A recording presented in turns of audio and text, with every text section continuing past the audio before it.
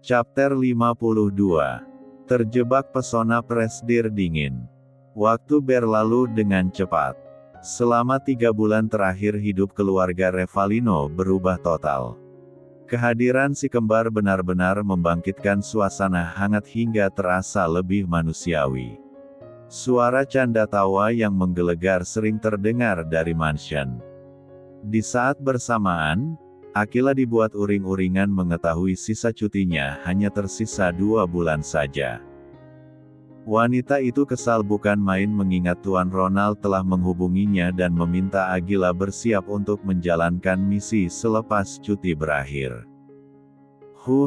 Kayaknya hidup Akila nggak akan tenang nantinya. Malam ini, suasana mansion kembali sepi. Jovan dan Jovin tidak menginap karena keduanya harus menjaga Akila di rumah. Ibu dari 2 anak itu dinyatakan demam entah karena apa sehingga diwajibkan untuk beristirahat kemarin. Tentu saja Robert dan Reva tidak bisa memaksa si kembar datang. Akila juga keras kepala tidak mau tinggal di mansion, padahal sudah dipaksa berulang kali.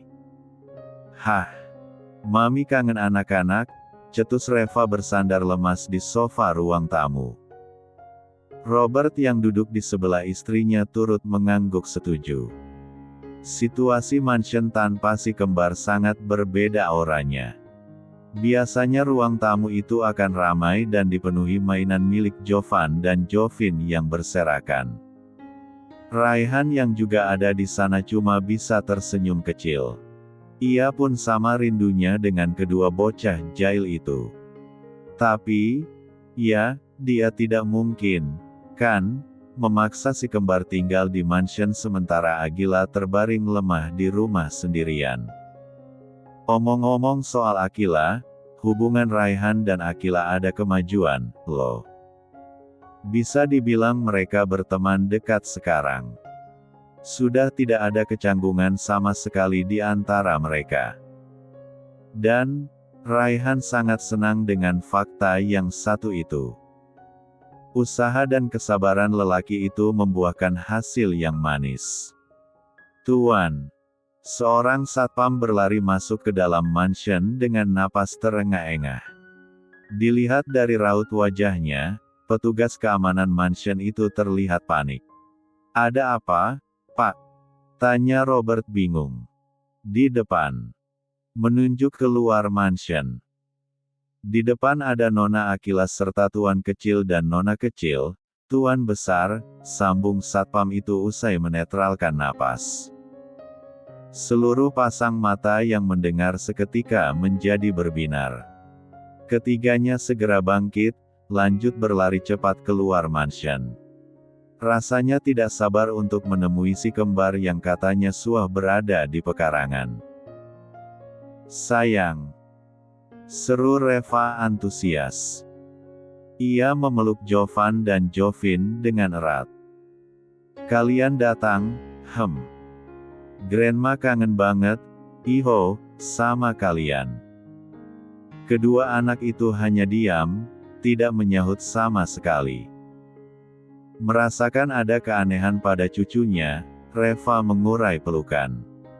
Ia menatap si kembar yang tampak murung dengan sorot tak paham.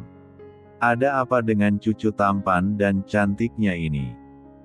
Biasanya, kan, Jovan dan Jovin akan mengoceh panjang lebar membalas kata-katanya. Akila datang seraya menarik 2 koper kecil di kedua tangan. Ia menyalami Reva dan Robert sebelum menjelaskan maksud kedatangannya. Nyonya, Tuan, saya kesini ingin menitipkan mereka selama beberapa hari ke depan. Raihan mengerutkan dahi. Ada apa, Oil? Apa ada masalah? Akila menarik napas dalam sebentar.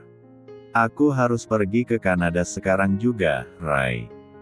Markas pusat IAF diserang sama sekelompok orang. Semua anggota disuruh datang secepatnya, jelasnya dengan mimik tenang. Sebisanya mungkin Agila tidak terlihat panik karena tidak mau membuat si kembar resah. Robert, Reva, dan Raihan terkejut. Tidak ada yang menyangka bahwa akan ada pihak yang berani menyerang markas IAF. Perkumpulan itu dikenal memiliki banyak personel berbakat dengan kemampuan di luar nalar. Orang-orang yang memerangi perkumpulan itu sudah pasti punya masalah dengan otak pemikirannya. Momi. Jovin menarik-narik lengan Akila dengan kaki dihentak-hentak. Jovin ikut. Rengek anak itu. Agila menekuk kakinya, menyamakan tinggi dengan kedua buah hati. Kalian di sini aja, ya. Di sana bahaya. Karena bahaya, kami mau ikut. Nanti kalau Momi kenapa-napa, gimana? Siapa yang ngurusin? Jovan ikut-ikutan merengek. Akila menghela napas berat. Kejadian ini bukanlah yang pertama kalinya. Acap kali Akila mendapat panggilan misi dari pusat, Jovan dan Jovin pasti merengek yang tidak-tidak. Kadang mereka pun melarang Akila untuk bergabung dalam sebuah misi. Sebenarnya, maksud si kembar itu baik, kok. Kedua anak itu sangat membenci setiap mendapat kabar jika sang Momi masuk ke dalam rumah sakit. Pasalnya, Agila selalu kembali dengan luka-luka di tubuhnya hasil dari pertempuran. Dan, Jovan maupun Jovin sangat tidak ingin melihat wanita yang melahirkan mereka ini tergores walaupun secuil. Momi bakalan baik-baik aja, twins. I am promise. Akila berusaha meyakinkan. Walaupun sebenarnya hatinya kurang yakin bisa menepati. Mengetahui markas pusat diserbu, tentu Akila memiliki keyakinan tersendiri bahwa pihak-pihak penyerang itu bukanlah orang biasa. Membawa si kembar ke Kanada tidak akan menjadi keputusan terbaik di situasi semacam ini. Alhasil, Akila memilih untuk menitipkan kedua anaknya di sini. Ia yakin si kembar akan aman bersama dedi mereka. Momi. Mata ungu Jovan berkaca-kaca. La memeluk Agila kuat, tidak sanggup merelakan sang Momi pergi. Sementara Jovin, gadis kecil itu sudah sesenggukan sejak tadi di depan Agila. Momi, Hicks. Di sini aja, ucap Jovin serak-seraya menggoyang-goyangkan lengan Agila. Momi keluar aja dari sana. Nanti Jovan minta uang sama dedi biar Momi nggak usah kerja lagi. Momi di sini aja, ya, pinta Jovan di sela tangisannya. Akila tersenyum lembut. Ia menarik kedua anak itu ke dalam pelukan. Sensasinya memang selalu sama. Rasanya berat sekali meninggalkan si kembar. Karena Agila sendiri juga tidak tahu apakah ia akan kembali hidup-hidup atau tidak, Tuhan yang menentukan itu. Setiap misi yang dia terima, kan, selalu mempertaruhkan nyawa. Yang Akila bisa lakukan hanyalah berjanji pada mereka bahwa dirinya akan berusaha semaksimal mungkin untuk bisa kembali ke rumah dengan selamat. Sisanya, Allah yang menuliskan takdirnya. Selepas memeluk si kembar, Akila menuntun mereka ke arah Raihan. Ia meminta lelaki itu menjaga mereka sampai ia kembali. Segeralah kembali, kata Raihan serius dengan nada tersirat penuh kekhawatiran. Aku nggak janji, tapi aku akan berusaha. Akila berbalik pergi, meninggalkan si kembar yang menangis kencang memanggili Momi mereka.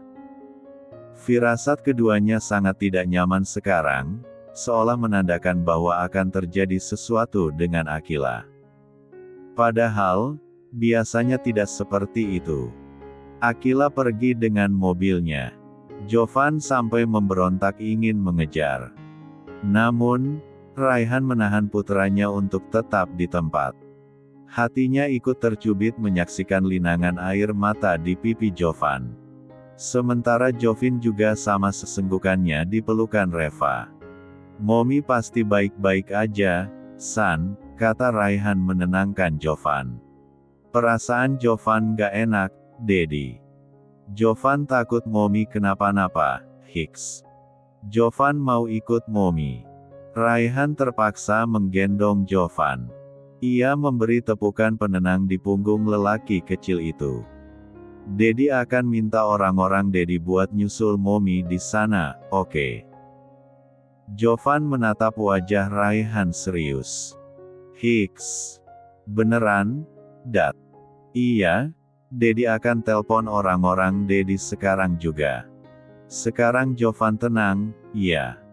Raihan mengecup kening Jovan sayang. Walaupun masih sedikit terseduh, lelaki kecil tampak lebih tenang. Pun dengan Jovin yang mulai menutup mata karena lelah menangis. "Momi nggak kenapa-napa, kan, Dedi?" Lirih Jovin sebelum gadis kecil itu benar-benar terlelap. "Dedi janji, Momi Oila pasti pulang dengan selamat." Keesokan harinya, Jovan dan Jovin tidak seceria biasanya. Mereka berdua duduk termenung di meja, menghadap ke arah ponsel dan tablet milik Jovan, menanti panggilan dari Agila. Rasanya, hati mereka tetap gundah jika sang Momi belum memberi kabar. "Sayang, kita sarapan dulu, ya," pinta Reva mengusap kepala kedua cucunya yang nampak tidak bersemangat. "Momi kenapa belum telpon kami, Grandma?" Bukannya menjawab, Jovin malah menanyakan hal lain. Reva yang ditanyai pun tidak tahu harus mengatakan apa. Si kembar terlalu cerdik untuk ditipu. "Mungkin Momi kalian lelah, twins." Raihan turun dari lantai atas dengan setelan kerjanya. Perbedaan waktu Jakarta sama Calgary, kan, beda jauh. 13 jam, loh. Kedua bocah itu berpikir sejenak. "Iya juga, sih," gumam mereka membenarkan. "Kalian sarapan dulu, abis itu Dedi telepon anak buah Dedi buat tanya Momi kalian, gimana?" Tawar Raihan. Jovan dan Jovin mengangguk antusias beberapa kali. Mau. "Ya udah, ayo kita sarapan dulu."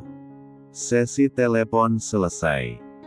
Menurut laporan dari anak buah Raihan, Agila belum sampai di Calgary karena masih harus transit di negara lain. Kondisi Agila pun baik-baik saja. Wanita itu ditemani Eli juga beberapa anggota IAF yang sedang dalam perjalanan ke Calgary pula. "Udah puas, tanya Robert melihat raut wajah si kembar tidak segelisah tadi. Chapter 53. Jovin mau ikut? Boleh. Raihan menaikkan kedua alisnya, sedikit tidak menyangka sang putri akan meminta hal tersebut. Ini pertama kalinya Jovin mengutarakan keinginan semacam itu. Sebelumnya, Jovin akan memilih di mansion, bermain dengan Reva juga Robert dengan mainan yang dibelikan oleh sepasang suami istri itu. Tahu tidak bagian kerennya apa? Kerennya tuh, Jovan yang katanya tidak suka mainan jadi ikut-ikutan happy bermain pesawat remote control jarak jauh. Jovan bersorak kencang setiap melihat mainan pesawatnya terbang ke langit sesuai arahan. Lucu, sumpah. Yakin mau ikut? Dedi ada meeting hari ini, nanti kamu bosan. Raihan sengaja mengatakannya. Bukan karena tidak ingin mengajak Jovin ke perusahaan, ia hanya tidak mau putri tercintanya jenuh di sana. Jovin buru-buru menggeleng cepat. Jovin gak bosan, Dedi.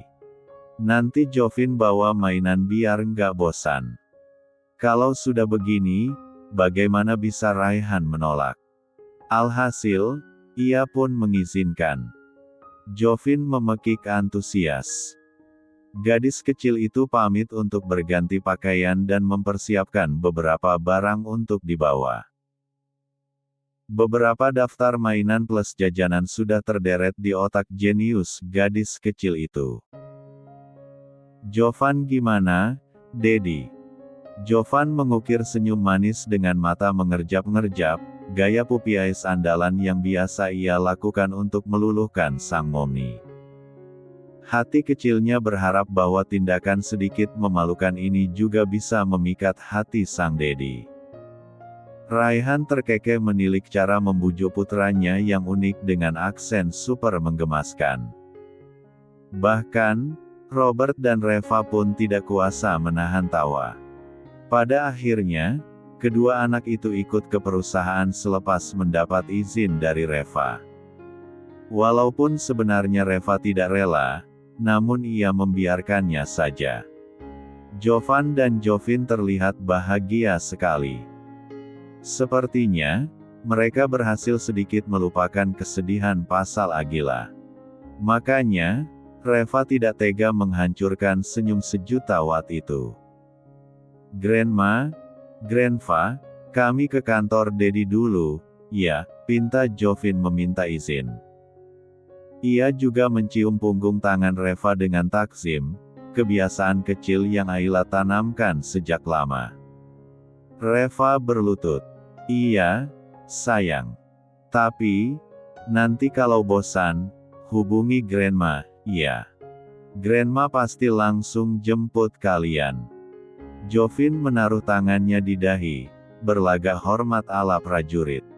"Siap, Komandan." Reva tergelak. Pun sang suami yang sedari tadi memperhatikan. Jovan bergantian pamit.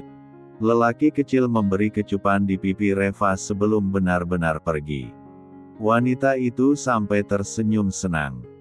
Hanya saja, ketika Jovan ingin mencium pipi Robert, lelaki kecil itu tampak ragu besar. "Kok, Grandpa nggak dicium?" protes Robert tidak terima. Jovan menggaruk kepalanya yang tidak gatal, kebiasaan sewaktu gugup atau bingung. "Kalau laki-laki cium laki-laki, kelihatan lucu, Grandpa. Jadi, nggak usah aja, ya, hehe." Jovan nyengir.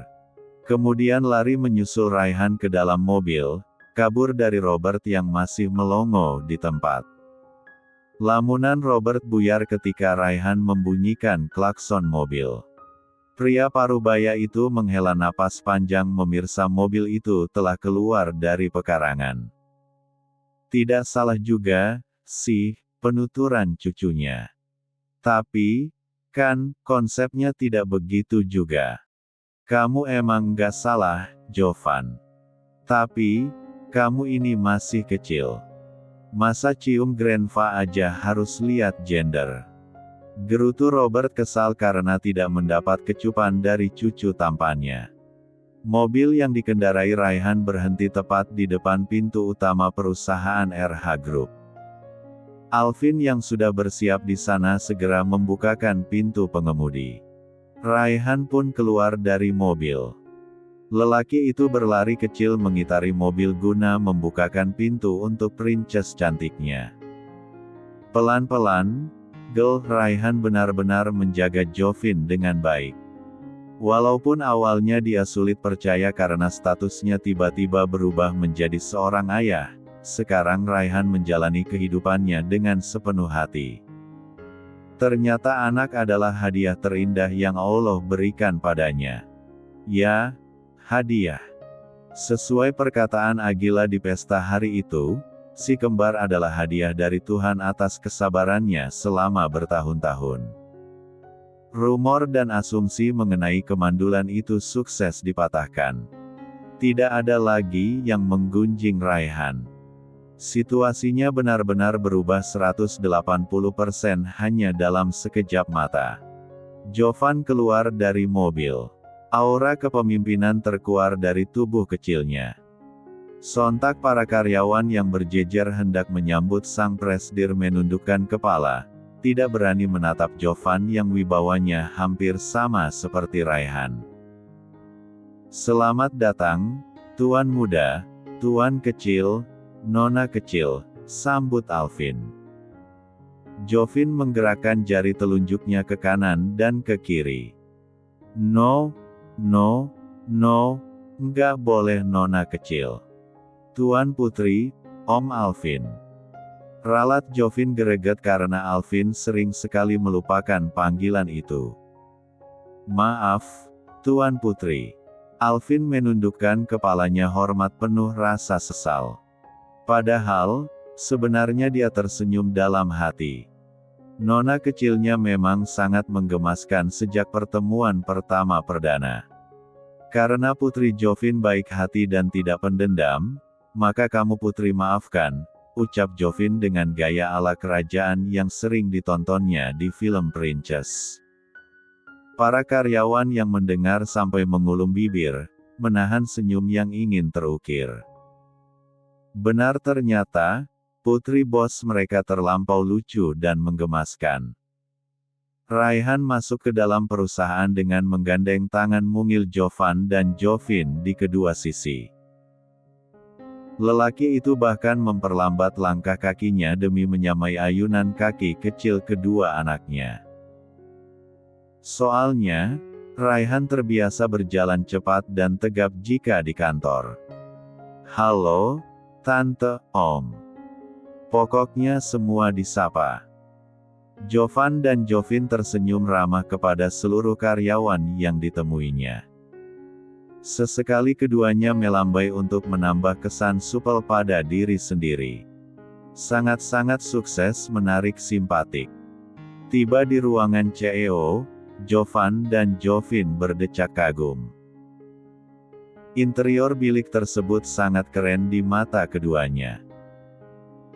Didominasikan warna hitam putih dan abu-abu membuat ruangan itu terkesan elegan. Raihan pun membawa si kembar ke ruang pribadi yang ada di sana tersedia satu ranjang king size, televisi layar lebar, lemari pakaian, kulkas, dapur mini, dan kamar mandi. Sangat lengkap bukan? Biasanya, Raihan menggunakan tempat ini untuk beristirahat jika sedang muak menatapi berkas. Kalian di sini aja, ya. Dedi mau meeting dulu, kata Raihan lembut. Iya, Dedi, jawab si kembar bersamaan. Kalau ada apa-apa, kalian langsung temuin Dedi di ruang rapat, oke? Nanti minta tolong sama pegawai Dedi di luar buat tunjukin ruangannya. Iya, Dedi, kami mengerti. 1 jam kemudian. Dedi, kok lama banget? Ya, Kak. Heran Jovin selepas melirik jam. 1 jam lebih Raihan meeting, namun lelaki itu masih belum kembali. Jovin mulai suntuk. Ada masalah yang harus dibahas kali, makanya lama, jawab Jovan asal. Lelaki kecil itu sibuk mengunyah snack seraya menonton televisi, tidak memedulikan sang adik yang mengerucutkan bibir hingga beberapa senti ke depan. Jovin berdecak. Ia merebut bungkus keripik milik kakaknya dengan paksa. Kakak, seru Jovin kesal. Jovan menghela napas berat. Ingat kata Momi, harus sabar. Apa, Dek? Sahut Jovan ogah-ogahan. Jovin tersenyum lebar. Ayo kita susul Dedi. Chapter 54. Jovin tersenyum lebar. Ayo kita susul Dedi. Jovan melotot seketika, terkejut mendengar usulan sang adik yang tidak terduga. Nyusul Dedi. Pekik Jovan. Jangan aneh-aneh, Dek. Nanti kita gangguin Dedi meeting. Membayangkan dirinya masuk ke dalam ruangan berisikan laptop dan berkas menggunung juga orang-orang penting membuat Jovan mual.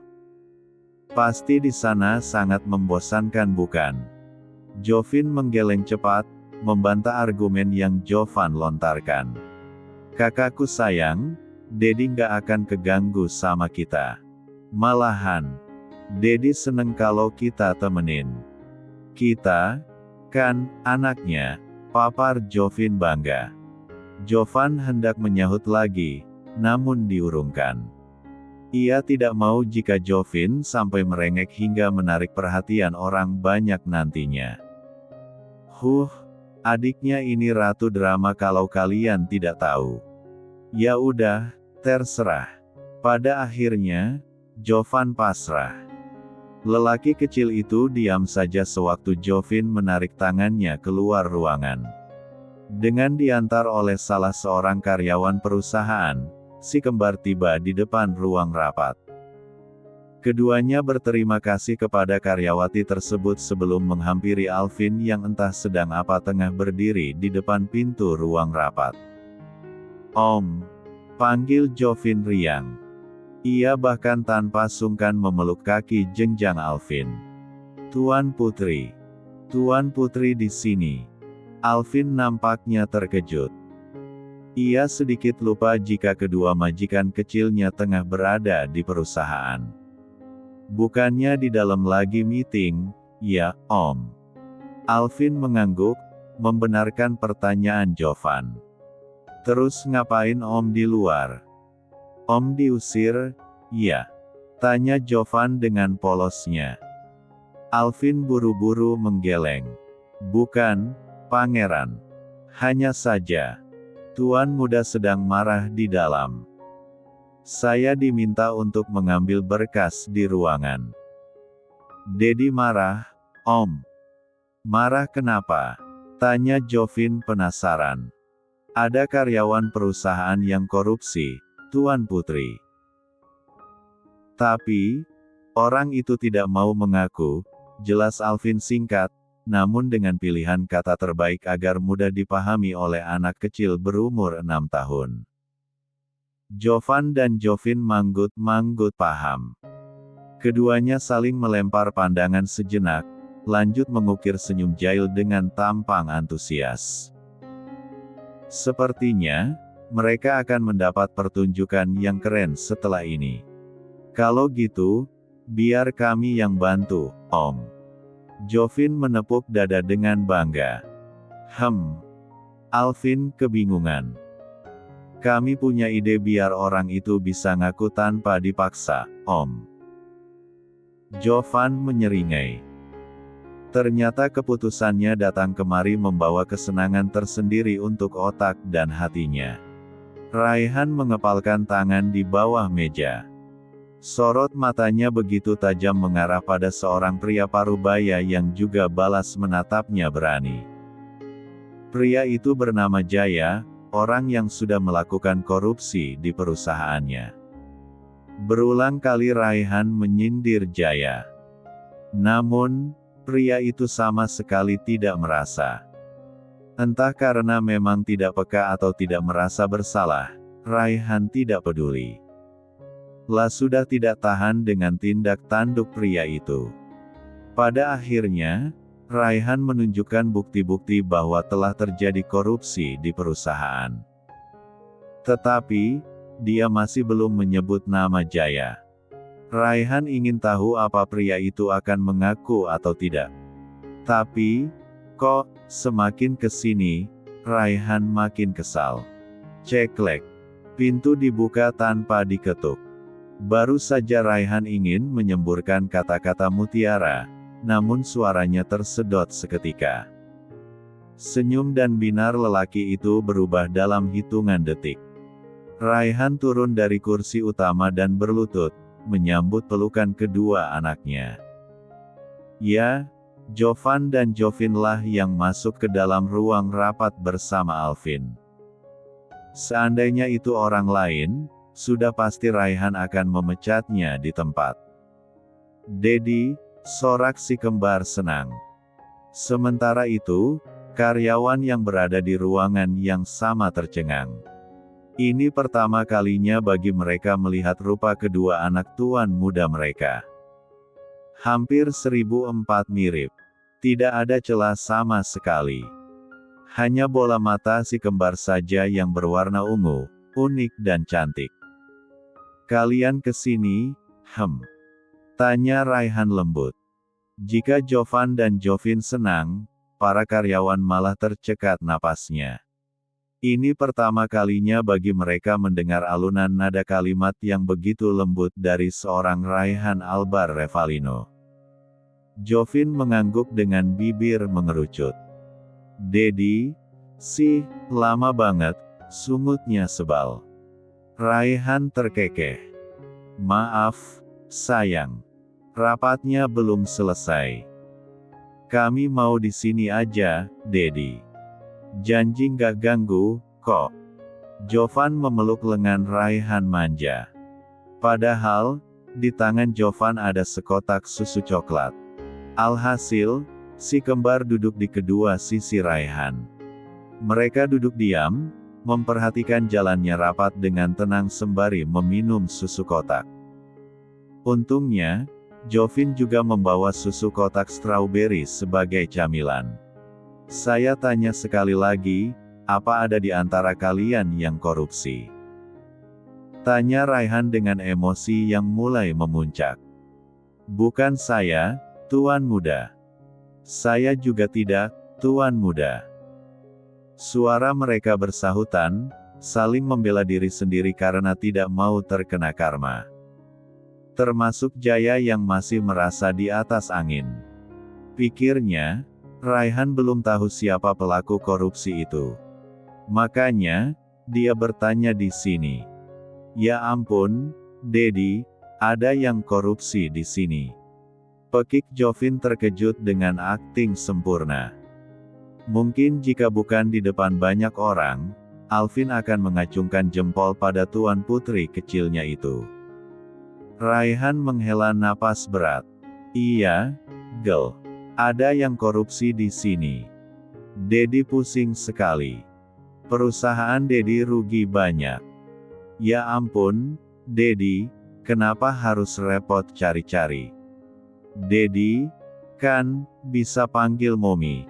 Celetuk Jovan memberi ide. Momi. Beo Raihan tak mengerti. Iya, Momni, kan, anggota IAF. Urusan kayak begini mah kecil. Jovin membuat gerakan mendramatisir dengan jari telunjuk dan jari jempolnya. Seluruh member rapat menegang. Mereka terkejut mendengar pekerjaan Momi si kembar. Anggota IAF. Itu artinya wanita yang menjadi ibu dari si kembar sangat tidak bisa diremehkan, bahkan Jaya ikut membeku di tempat. Tapi, kan, Momi kalian, kata-kata Raihan terpotong. Dedi nggak usah takut, pasti Momi bantu. Momi nggak akan keberatan, kok, Dedi. Jovan semakin memanas-manasi keadaan. Kamu ingat nggak, Dek, waktu kita di Calgary dulu? Yang mana, Kak? Waktu Momi ngebantu Aunty Blessy ngurusin orang yang korupsi di perusahaannya. Jovin menjentikkan jarinya. Ingat, Kak. Waktu itu, kan, kita ikut sama Momi. Jovin tersenyum lebar. Walaupun adek nggak ngerti gimana caranya Momi nemuin orang itu, tapi adek seneng waktu lihat Momi bisa nemuin orangnya dalam waktu 10 menit doang. Percayalah. Jaya sudah berkeringat dingin di kursinya. Kakinya gemetaran, kedua tangannya saling bertaut. Memikirkan si kembar yang akan menghubungi Momi mereka membuat ia ketar-ketir. Alvin yang melihat gelagat Jaya sampai menahan tawa sekuat tenaga. Tuan Putri dan Pangeran benar-benar bisa membuatnya ketakutan tanpa mengintimidasi sama sekali. Tapi, kakak nggak suka sama cara Momi hukum orang itu, Dek, sungut Jovan kesal. Ia melipat kedua tangan kecilnya di depan dada. Iya. Masa cuma dicambuk 20 kali, sih? Heran adek tuh. Jovin ikut-ikutan tak terima. Glek. Cambuk. Pekik seluruh karyawan dalam hati. Cuma dicambuk. Raihan melirik ke arah Jaya yang semakin gelisah. Ia tersenyum tipis, sadar kalau kedua anaknya hanya sedang bermain kata untuk mempermainkan perasaan si pelaku korupsi. Kenapa cuma 20 kali, twins? Protes Raihan turut berakting. Harusnya lebih dong. Jovin menatap Raihan sok serius, padahal jadi kelihatan imut. Harusnya 50 kali, Dedi. Tapi kenapa? Tanya Raihan karena Jovin sengaja menggantung kalimatnya. Orangnya mati duluan, jawab si kembar kompak. Bro, tuan. Saya pelakunya. Jangan cambuk saya. Jangan, tuan. Saya siap mengganti rugi dan masuk penjara. Tapi, tolong. Jangan lakukan itu pada saya. Jaya bersimpuh di depan Raihan dengan tiba-tiba. Si kembar tersenyum penuh kemenangan. Cerita yang mereka buat hanya rekayasa saja. Tidak pernah terjadi. Tapi, sukses membuat siapapun yang mendengar gentar. Raihan terkekeh sewaktu melihat Jovan dan Jovin bertos ria di bawah meja. Mereka memang anak-anak yang pintar. Kamu hebat bisa mendidik anak kita sampai seperti ini, Kil. Si kembar tertawa puas kala mereka sudah berada di ruangan sang Dedi. Raihan yang juga ada di sana ikut tersenyum. Ia senang melihat kedua anaknya tertawa seperti ini. Dedi lihat, tadi paman itu sampai pucat, iho, mukanya. Jovin bertepuk tangan heboh. Hahaha. Jovan yakin, kalau dia dengar lebih lama, pasti ngompol di celana. Tawa keduanya bertambah menggelegar. Makasih, ya, udah bantu Dedi. Tadi Dedi cuma mau mancing apa dia mau ngaku. Malah diem aja. Raihan memberi alasan. Iya, tadi Om Alvin udah jelasin, kok, Dat. Jovin tersenyum manis. Ia beralih duduk di pangkuan Raihan seraya tersenyum penuh arti. Karena udah dibantuin, ada hadiahnya enggak? Raihan tergelak. Mau hadiah apa, sih? Ayo makan steak di luar, Dedi. Jawab si kembar antusias. Oke. Menu makan siang kita hari ini adalah steak. Yeay. Sorak si kembar bahagia. Bahagia mereka itu sederhana. Cukup dikasih perhatian plus makanan, mereka udah seseneng ini.